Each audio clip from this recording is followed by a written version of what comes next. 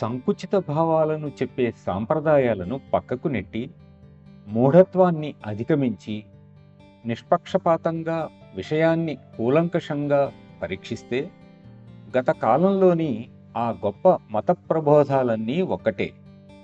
ఆ మత ప్రవక్తలు నిర్వచించినది ఒక్కటే.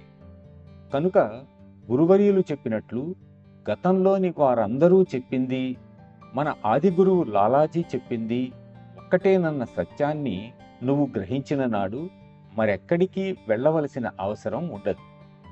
వాళ్ళు చేసినట్లే నీవు సాధన చెయ్యి. విజ్ఞానపు శిఖరాలకు చేర్చేది, వివేకపు లోలోతులకు తీసుకువెళ్ళేది, సూక్ష్మదృష్టిని పెంచేది మన అనుభవమే.